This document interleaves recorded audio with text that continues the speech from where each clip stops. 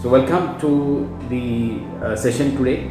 So as we have, you know that today's session is on the wisdom from the stories of the Upanishad.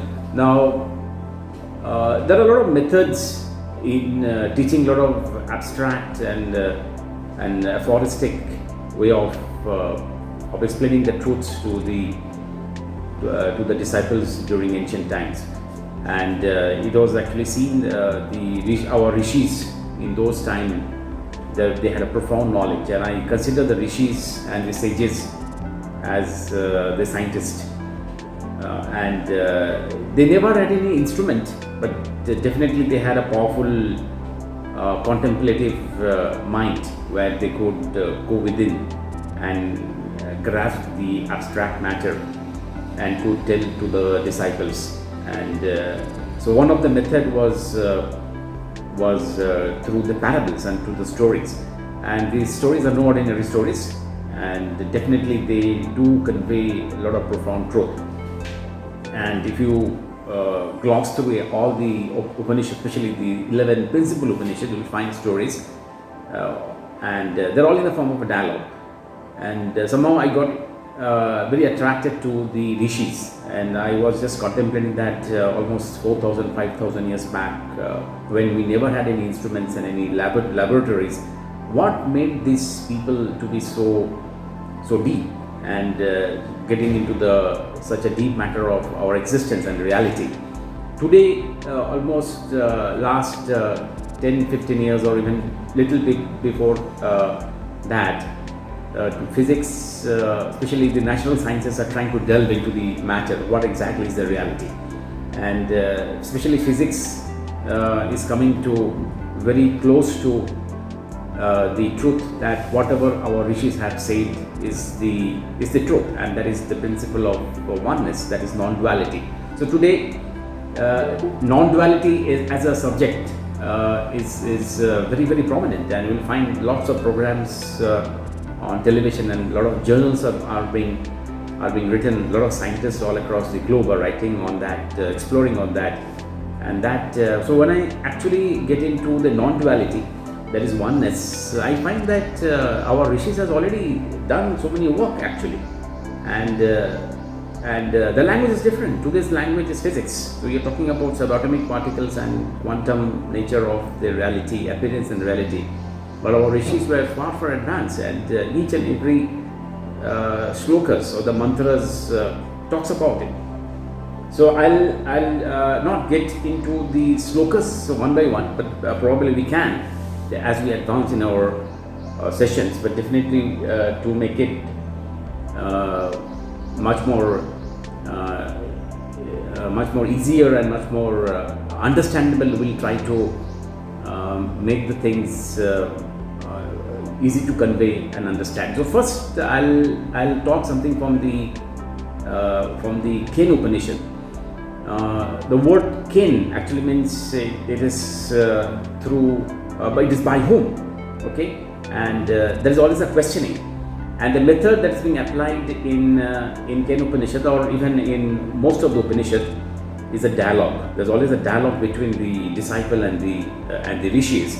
Now, if you actually see the word called dialogue, there are two words in dialogue. One is called daya, and another is logos. So daya means it is through, and logos means the word or the meaning. So dialogos basically means is the flow of meaning. The flow of meaning through the rishis and the disciples. So in the ancient time, as in the present time, that is in 2021, and of course even in future, the frontiers of knowledge always comes to our limits. There is always a limits to knowledge, and beyond a point we don't know exactly what is the reality. So even in those times, there was a disciple who comes to a sage and asks exactly what is reality, and of course the sage has their own way of answering. And so in those times, it was about gods, that is the devas, and then the demons, that is that is basically the Asuras. Okay, so there's always a fight, but we don't know exactly gods and that is Devas and the Asuras in what form they existed. But definitely we know that in today's world, when you say gods, basically we talk about some good human being, and the Asuras are basically corrupt or some. I mean, of course, it can be in a single person also. Sometimes we are good, sometimes we are bad. So they're all in an allegorical form. So they actually represents a lot of psychological states of our being, and that is the way we try to understand. So there was a fight between the Devas and the Asuras, and it happened that the Devas own everything, and as they own everything, they were very, very overjoyed, and even gods are also prone to a lot of bad habits and bad things in their life. So one of the bad things that happens after winning, generally it happens for all human beings, after winning we think that I have done it. Okay, we generally render the cost to self, that yes, I have done it. And same happened to the gods, that yes, we have done it. So they got big proudy, and now there is also something beyond gods, and a lesson has to be taught to them. So it happened that when you're talking about God, it is basically the Indra, the Vayu and the Agni. So we had the terrestrial gods, the aerial gods, and so they are all having a nice time, and suddenly a luminous being appears in front of them, and everybody was very surprised. But what is this luminous being? We have never seen this kind of luminosity. We have never seen this kind of being, and this luminous being is something which is very, very surprising. And anyway, gods were very, very inquisitive, so they send Agni, which is so powerful. It can destroy everything, it can burn everything. And as Agni goes and inquires, who are you? But he was a bit perplexed. Instead, the luminous being asked Agni that who are you and where are you coming from? And with a lot of pride, the Agni replies that yes, I am Agni. I can burn anything. I can destroy the forest, and everybody venerates. And I am the most important factor in any rituals for any sacrifice. Without me, no puja is complete. And so the luminous being asks, okay, you are so powerful. So if you are so powerful, then do one thing. I am putting a straw in front of you, burn it. And Agni, of course, was absolutely amused. Array, what is this? I can burn the entire forest and I can turn into ashes. So what you're talking about? Just a piece of straw. So anyway, the straw was given and he was trying to burn. He couldn't burn, and he was very perplexed. Array, I can burn the forest, but I'm unable to burn a piece of straw, and he couldn't burn it. So he was very perplexed, and he moves away. And then Vayu was sent. Now Vayu comes, and again this luminous being asks that who are you? He says that I am Vayu, and I can blow everything, and I am being very respected. People are afraid of me. Okay, then you just blow away this straw that is in front of you. And again he was amused. So the Vayu tries to blow it away, but it doesn't move an inch. And then of course he was very perplexed, and he was taken aback, and he moves away.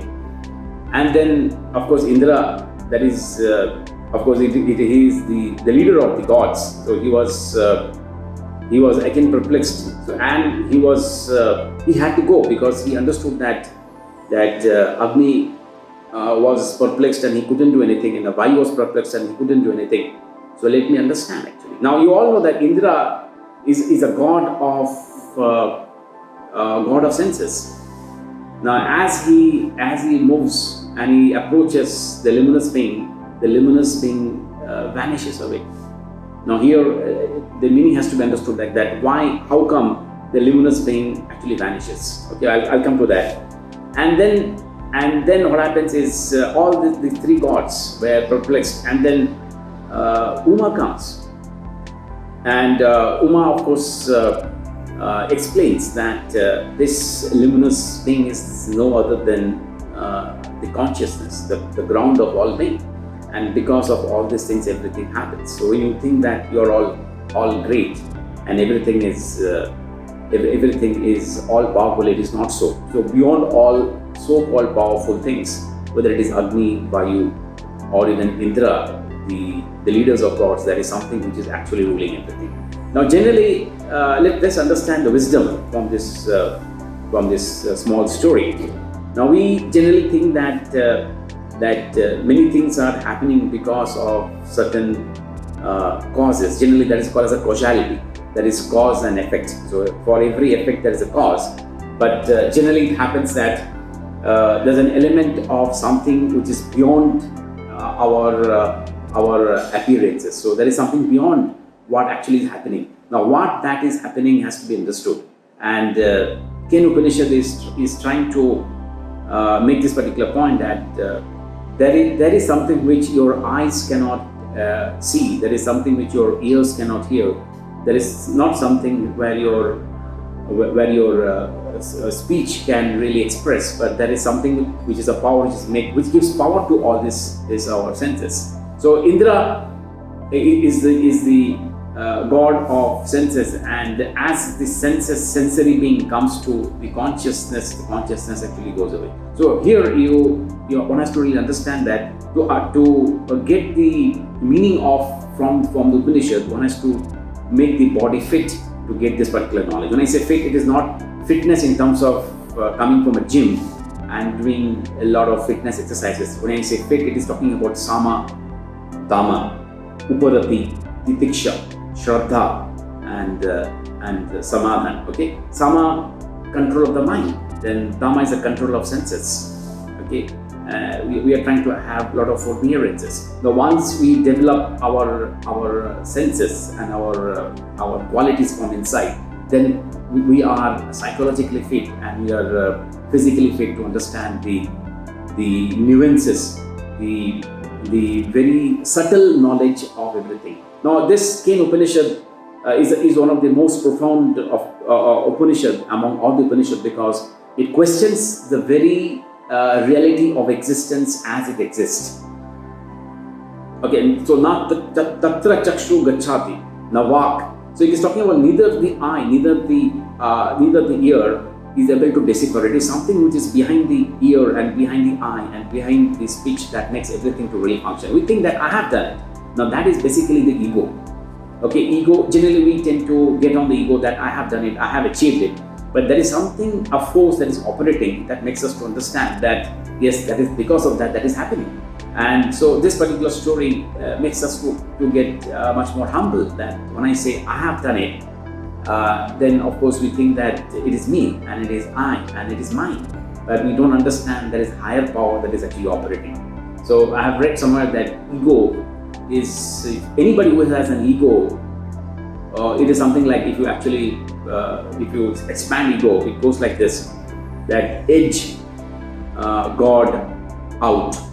So let God, generally say it's let God and let go. Let God and let go. So many a time it happens that I feel that I've done it, but it is basically the higher power, the blessings that has made everything possible actually. If science talks about infinity, then our religion talks about grace, and without grace nothing happens. So when we generally surrender to the higher beings and higher way of life that actually happen. Many a time it happens that we are trying, but things doesn't happen. And once we surrender, things happen. So this is the wisdom that we can take from the Ken Upanishad. So too much of sense of self, too much of sense of ego, too much of sense of me and I and mine are quite destructive. So what is required is to understand that there are higher purports of existence, and what actually something appears is not so. So this is one of the story. And here in Ken Upanishad, here the Rishi's name is not there, neither the name of the disciple is there. So it is nameless. And it was one of the Danish philosopher called Soren Kierkegaard. He said that the moment you name something, you negate it, because name and form, that is nama and the rupa. So Ken Upanishad is something which doesn't have any kind of a name of a sage or name of a disciple. So it is absolutely the concept of oneness that is actually talking about. Maybe in my subsequent sessions, I'll be talking more about the Kena Upanishad. Okay, so next we move to another story that is from Chandogya Upanishad. Chandogya Upanishad has many small stories, and today I'm going to speak on the story from again with the gods and the Asuras. Okay, so here there are three characters. One is Prajapati, who is the supreme creator and who is trying to explain the concept of self to two more characters. One is Virochana, who is the leader of the demons, and of course we have Indra, again, who is the leader of the gods. And of course Prajapati is the creator, and he is the supreme being, and he is absolutely delighted to give the knowledge of self. And there's always an enmity between the good and the bad. So both of them come, that is Indra and the Virochana comes, but but they had a common objective, and the common objective is to know the self. Now that is something which is very perplexing. Even today you will find that in today's world, people at the age of 40 or 50 or even later on, people ask this particular question, that who am I and what am I, and why am I being born in this planet? Mujhe kya karna hai? And sometimes we have lived our life, but we don't know exactly what am I living for. At the age of 40, many of us goes through something called as existential crisis. So similarly, you'll find that this Upanishad stories gives us so much of insight of present day problems also. Probably during pandemic, because we are at home, many of us are actually going through existential crisis. Probably you can draw certain lessons from the Upanishad here. So similarly, Indra is in his place and Virochana is in his place, but still they are having an existential crisis. So they go to the Guru, and the Guru is Prajapati. And you all know that the knowledge of the self doesn't come so easily. It requires a lot of tenacity, it requires a lot of austerity, and it requires a lot of discipline. And so it is, and there are stages for it. So it is not an easy one. And Prajapati is a hard, tough taskmaster. So if you have to get the knowledge, you have to be a good disciple. And so both of them approaches to Prajapati. And of course, Prajapati is very delighted to give the knowledge of self. But before you get the knowledge, the task that's been given to them is that you have to, for 32 years, you have to have a penance and you have to follow the brahmacharya state. So they agreed, well, yes, why not? And so they did the penance, and they stay with Prajapati for 32 years. And after that, they approach Prajapati, like, tell us what exactly is the self. And then Upanishad has a way of conveying the message in a very slowly. So Prajapati tells that yes, the self is basically something that you see yourself through your own eyes. See the teachings of Prajapati. The self is something that you see yourself with your own eyes, and they are a bit aphoristic, and they are a bit perplexing, and it is not easy to catch. How is that possible? Yes, you can see yourself the way you can see on water or on a mirror. So you see yourself. So both of them, they go to water and see their reflection. And because of 32 years of penance, they found that they are all matted locks and beards. And they see that, well, yes, we can see ourselves. So we have become quite tired, and we can see our beards. Yes, that is it. What you see yourself is that you are actually. So with this, both of them lives, and Virochana, of course, is the leader of the demons. So he found that, yes, I'm happy. So I know exactly that whatever I see myself with my eyes, that is reality, and I have seen that I am the body, I am my beards, and they say that yes, all this is, and if I change my appearances, I have my new clothes, so I am that. So Virachana was happy, and he goes to his place, and he teaches all his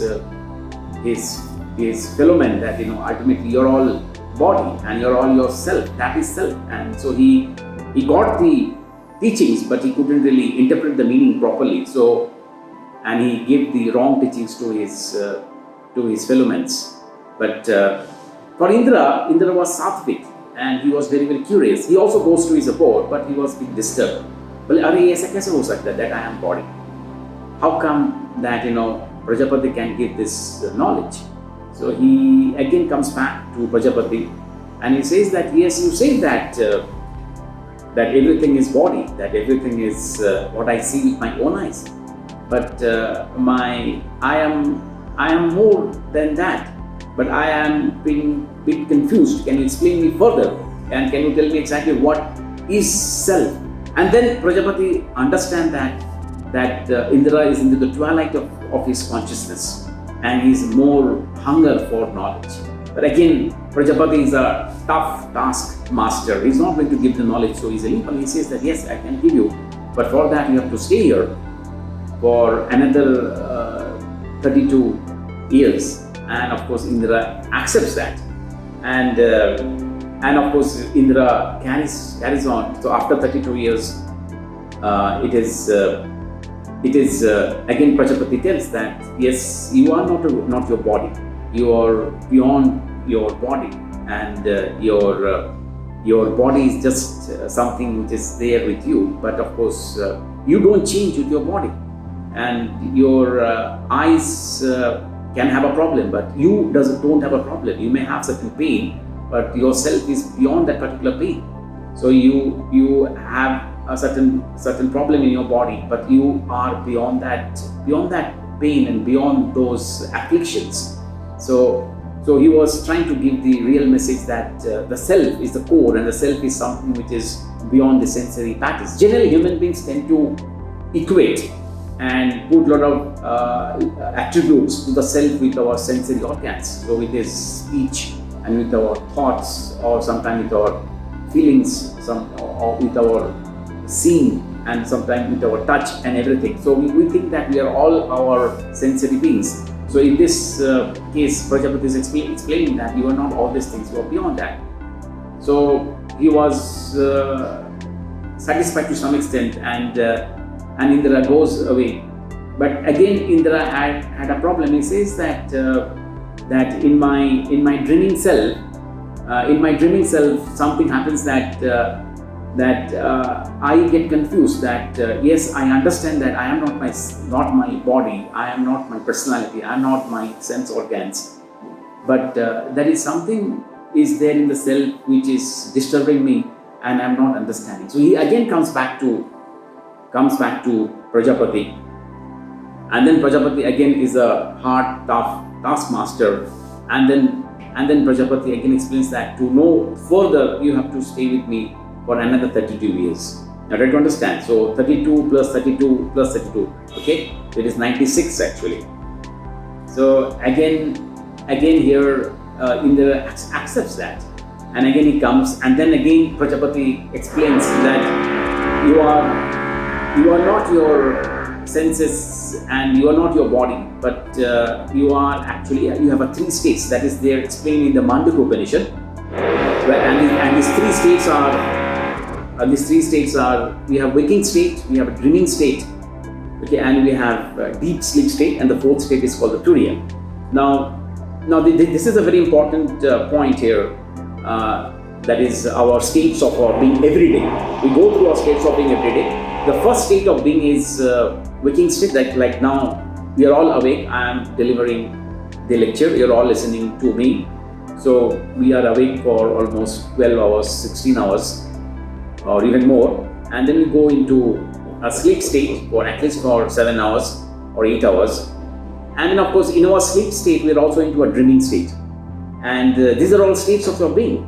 Now, when you are awake, we are conscious. Okay, that is a beta state. If you actually do an your electroencephalograph, you will be getting a lot of waves for that. We are into the beta state, we are into an alpha state, we are into a gamma state, shit like that. So depending upon our brain waves, we try to understand that which kind of state we are actually. Now, when you are asleep, who exactly who are you? And when you are absolutely sleeping without any kind of a dream, who are you?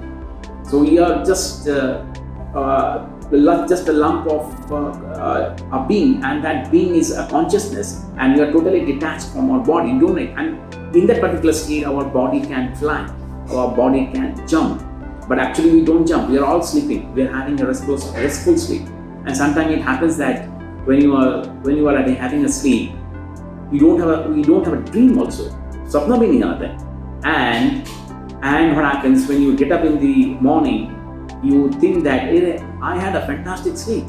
The question is, who is you that tells you that I had a fantastic sleep? Today I am really energized because of the sleep. Sometimes we have a sleep, but we are not energized because we had a lot of bad dreams or a lot of confusing dreams. So we awake with some confusions or with certain kind of a fear. And of course, in our waking state, we are all going through our day-to-day life. So this all actually happens as a cell. So this was being explained by Prajapati to Indra.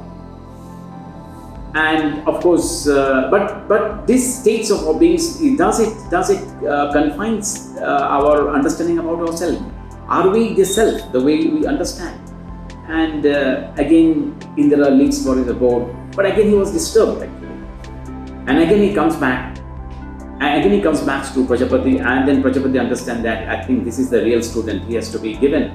So he says that, Chalo, you have to stay with me for the last 5 years. Now this last 5 years talks about the last traces of impurities that we have in our mind. I mean that Prajapati could understand that Indra now has gone to a very high state because it is 32 plus 32 plus 32, but still he has some impurities. And for removing those impurities, he needs to really do a tapas for next 5 years. And these 5 years, of course, are the last impurities. Now, and when he comes back after 5 years, and then Prajapati gives the knowledge that your self is basically the Satyam, Gyanam, Anantam, and Brahman, and that is the infinite.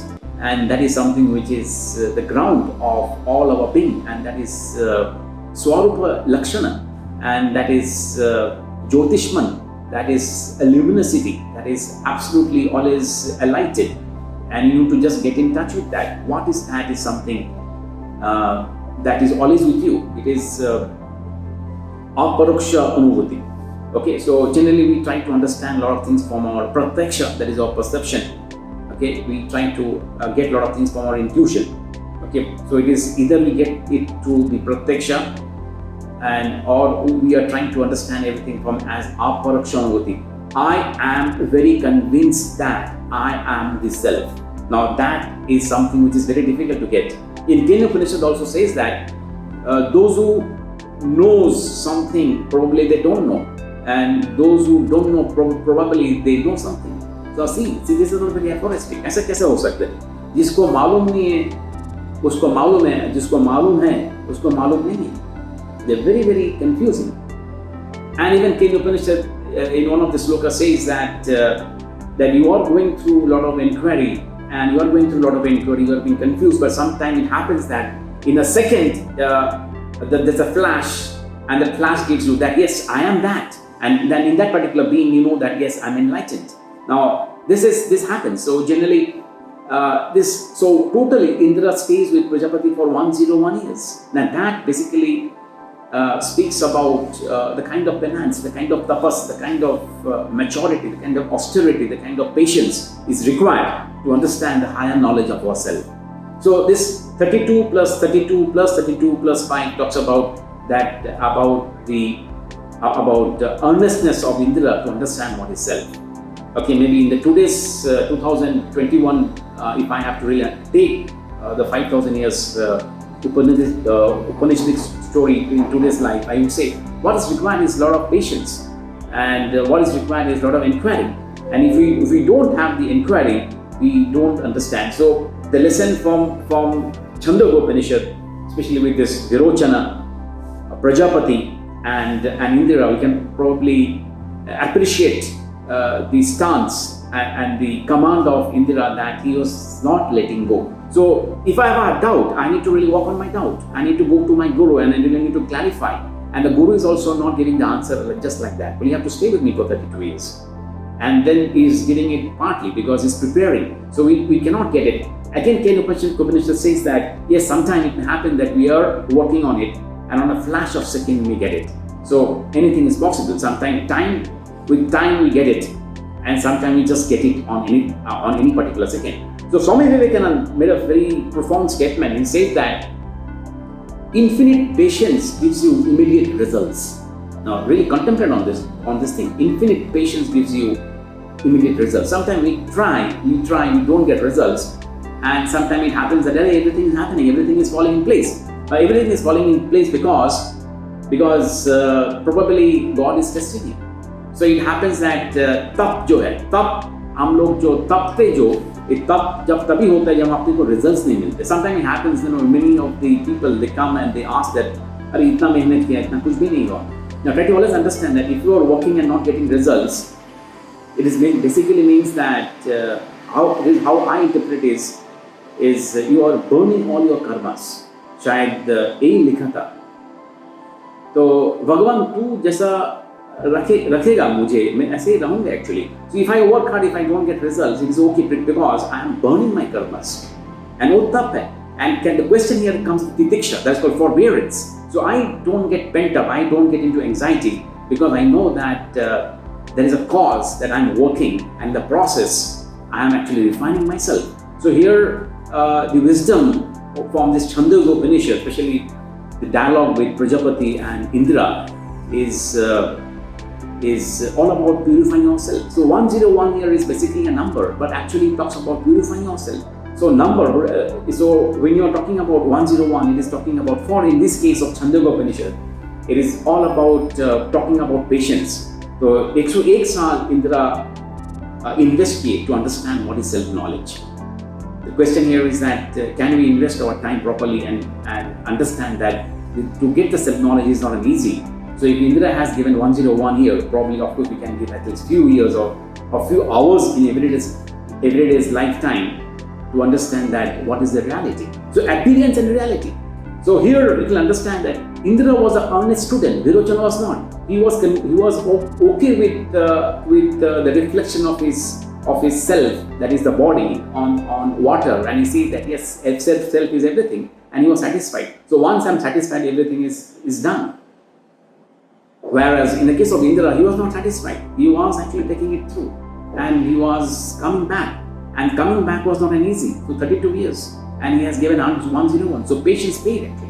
So here again, Swami Vivekananda's quote was that the world is a moral gymnasium, and we are all actually working in this gymnasium to purify ourselves, and that is the morality, that is the ethics of ourselves, and it is a process, because we'll find that I believe that I think it can remind me of one of the quotes of Rumi. I used to quote Rumi in my classes generally. I can quote it here also. That have an aspiration of a falcon and a pride of a leopard. Have an aspiration of a falcon and a pride of a leopard, and be gracious at the time of hunt. Don't get involved with the nightingale and the peacock, one full of words and other all colors.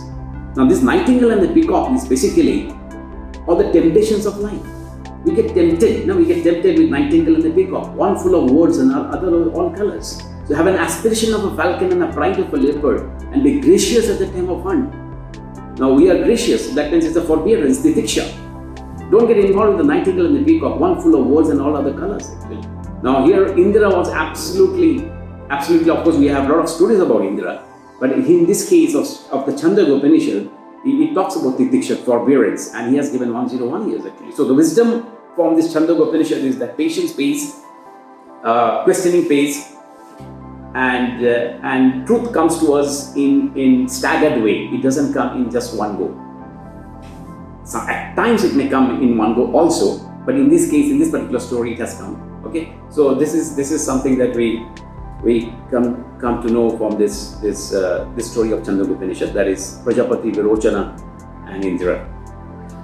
Okay, and then I will go to the last story, that is Satyakama and the Jabala. That is also a small story that is there also in Chandogya Upanishad. All these stories has commonality is inquiry about self, and ultimately the Upanishad is trying to make us understand and hammer the delusion away and make us understand what is reality. And once you understand that your reality is not the body, not the personality, not the nama, not the rupa, but the Brahman, and once we get connected, we become all powerful. Because Utho Jago, and Utho Jago is basically kiske liye? Because we are all deluded, we are all illuded because of too much of dravya, too much of vastu. Now in philosophy, it is called as reification, because whenever we see something, we try to materialize that. So that is a reification that we have to come out of that. And Upanishad does that very methodically. So it has dialogue, so it has parables, it has stories, it has discussions, and that is the way actually Upanishad is giving us this knowledge.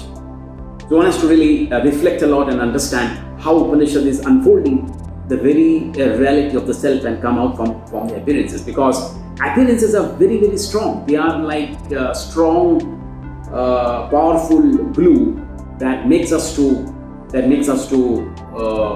gravitate towards dravya and the vastu. And the more we gravitate towards vastu and the dravya, we get deluded and we go away from the reality, because the objects those things are in front of us, they are hiding their reality. They are hiding their reality, and that reality is something that Upanishad is trying to unfold us. So each and every sloka are so powerful that actually they are giving it us. So today the focus is on the story. So again, in this story from the Chandogya Upanishad, that is Satyakama and the Jabala. So Satyakama, of course, is an earnest student, and Jabala is his mom. And Satyakama, of course, is now grown up, and he has to go to a guru. And you all know that in the ancient time, before you get inducted and you are being taught by a guru, the guru generally asks you one thing, and that is what is your gotra and what is your lineage. Because it was a parampara that certain knowledge was given to certain gotra only, and if you are not coming from that particular tradition, it is not being given to you. It was a kind of a lineage.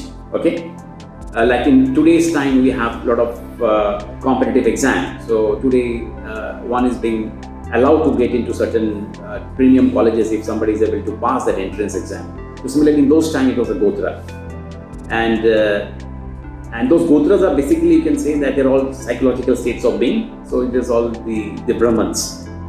And so Satyakama asked his mom that what gotra do I belong to, and the mom said that I am not aware, because I have worked in many places and you just came in my home, and I am not aware. So, but Satyakama was very, very earnest student, and he approaches his guru, and his guru was Gautama, and Gautama asked that, what gotra are you coming from? And he said that no, I am not aware of that. And everybody in that place was laughing. How come that you don't know that what is your gotra? But Gautama was very, very he could understand the genuinity of Satyakama, and he said that okay, I think your gotra doesn't matter, because what I can understand that you are earnest student. So what matters is that you are very, very, very earnest in your approach. So yes, from tomorrow you can come and you can join my class. And as he joins, of course, Gautama, of course, gives him a task. So in the ancient time, there's a different way of teaching, and he says that I have 400 cows, and you just take them and you just tend them. That's it. So that is your job. And he has to come. He has to come when the 400 cows become 1,000 actually. Okay, जो 400 से 1000 बन जाए तब वापिस आना. So and Satyakama was a very, very agile, and he was very hardworking. He agrees to that, and he takes them. Okay, and he for years he tells them, and one day it happened that that one bull, he found that one bull was talking to him, and that was actually the Lord Vayu. Through the bull was speaking that yes, we are now 1,000, we should go actually. And that particular time he found that yes, they are all 1,000. So he was very, very delighted, and he sets his foot to go to the ashram where Gautama lives. And as he was leaving, and that particular time, the Vayu speaks that yes, you have done a lot of hard work, but you need to know exactly what is the supreme reality. And he says that supreme reality is everywhere. It pervades everywhere. It is immanent. It is idam. It is here. And the knowledge that you get here because of all these so many years that you understand, you have refined yourself. And the Brahman is everywhere. It is here. It is there. It is top. It is down. It is east. It is west. And he was happy. And Vayu says that this knowledge that you are getting on just only 1/4. The next level of knowledge will be given to you by Agni in the next day. So he was happy. And again, next day he arranges all his cows. They're all thousands. And then Agni appears, and actually he gives the knowledge that the supreme reality is in the sky. The supreme reality is in the earth. And the supreme reality is in between the sky and the earth. Now here the wisdom is that what actually we consider as the reality is not something that is staying in a particular place, but it is there everywhere. So in the first case, Vayu was talking about everywhere, and in the second case, he was talking about specifically about earth, sky, and in between. So he was trying to locate that it is there in the sky, it is there in the earth, and it is actually in between. And then saying this, Agni disappears, and he says that what you got is now just 50%. Next part will be given to you by some other being. And again, he collects all his cows and he sets at his foot to go to the ashram. And then comes the swan, and swan comes actually as a sun god, and he says that yes, the supreme reality is everywhere. It is there in between the space between earth and the sun, and it is everywhere. It is also what you can think about is also, and wherever your mind can be there the supreme reality exists. So here almost 75% of the knowledge actually he gets. And then again at last actually he gets the knowledge, and then he sets his foot to go to the ashram. And then last a water bird comes, and he says that yes, you have got knowledge from Vayu, you have got knowledge from Agni, and you have got knowledge from the swan, that is the sun god. And at last you'll find that the supreme reality is also inside you. The supreme reality is also outside you. And the more you contemplate, you'll find that it is not just outside, it is also inside. So the more you meditate, the more you go inside, you'll find that yes, that is the supreme reality. So the margas, generally we find that in our life, we try to find something at the external domain, but many a time we'll find that we get a lot of shanti from inside, and that is basically the nivritti marga. Most of us are actually finding certain kind of peace outside our being, but most of the time they are actually inside our being. So that is the nivritti marga. So pravritti marga is something that we are trying to find outside, and the nivritti marga is something that we are trying to get inside. Maybe if you try to understand the import of the story again in 2021, okay, that instead of running helter and skelter and trying to get peace here and there, and by calling people and trying to be too much on the internet, trying to see too much of videos or do anything of too much, probably will not give us happiness. I think pandemic is a process that has made us to go to nivritti marga automatically. That is my personal anubhuti. That God has made this situation, which is very unfortunate. But if I see something which is fortunate, that it has made us going from pravritti marga to the nivritti marga. We are going inside actually. There's a lockdown. okay, and we are all at home.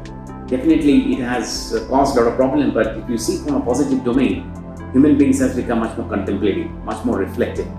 Okay, so these are the things we can take. So there are always a practical dimension of the Upanishad in the present time, and actually how do we relate all these things? So this is actually self-luminosity. This is Swarupa Lakshana. That, and when actually Satyakama returns to his ashrama of Gotama says that, yes, I find this boy is not as he was when he came to me with 400 cows, and the cows are 1,000, but not only 1,000 cows, but you are absolutely luminous, you are absolutely bright. I can see that you are very, very knowledgeable. And it has all happened because you know exactly what is the Supreme Reality. And you all got this through the knowledge from the Vayu, from the Agni, from the Swan, and from the water bird. Now here, the wisdom from this particular story of Satyakama Jabala is if I had to really point out some of the important learnings, some of the important wisdom is, your background doesn't matter. Earnestness of knowing something matters. So Gotra doesn't matter here. So similarly, if some of us doesn't get any admission in a good college or in a good company or in a good organization, doesn't mean that I am being belittled. Our self-esteem goes down. Kuch bhi nahi hai. Insan, because if it is to be, it is up to me. I repeat, if it is to be, it is up to me. And Satyakama has done that. And his mom was absolutely honest. He never cooked a story and he said that you belong to this Gotra. Even Gautama was also very, very genuine teacher. He says that, yes, generally I take it by Gotra, but in your case, I will not take it by Gotra because you're honest. I can see the earnestness. So when somebody is absolutely having a passion and a desire and an intent, and a person can actually get that actually. So this is the second wisdom that we can get. Third wisdom that we get from this knowledge from this story is that always be open to the external teachers that is coming in us. Anything that hurts you, it instructs you. So the knowledge came from the Vayu, the knowledge came from the Agni, the knowledge came from the Swan, and the knowledge came from the water bird actually. So I think in the ancient time, one of the most ancient religion is called as animism. Later on it became polytheism and then monotheism. Okay, like that we talked about. Now, how is animism? Now, both Purana Zamana pe, now religion is one of the most influential faith that people are moved by. वो आज भी है, हमेशा रहेंगे, and historically it was there actually. So one of the most primitive religion is animism, because this animism talks about that the entire nature is animated. It has thunder, it has rains, it has clouds, and it has cloudburst, and it has mass wasting, and it has ocean and whatnot actually. All these things, so it is Agni, Jal, Prithvi, Vayu. So all these things are actually giving their nature, and nature gives, they are all our teachers and they are giving us certain knowledge. So Satyakama is a representative of natural knowledge, okay? Is a representative of natural knowledge. And this actually reminds me of one great physicist called Werner Heisenberg. And Heisenberg was a Nobel laureate in physics. And later on he became a philosopher. He says that the first gulp from the glass of natural sciences will turn you into an atheist. But at the bottom of the glass, God is waiting for you. But at the bottom of the glass, God is waiting for you. So you think that once we know too much about science, everything is logical, and we become atheist. God doesn't exist, or supreme reality doesn't exist. But as you know more knowledge, we become humble. We know that something exists actually. Now probably Satyakama got all this knowledge, and this knowledge has made him too much more brighter, and there comes the real existence of the way things are and way things has taken shape. So these are some of the wisdoms that we have learned from this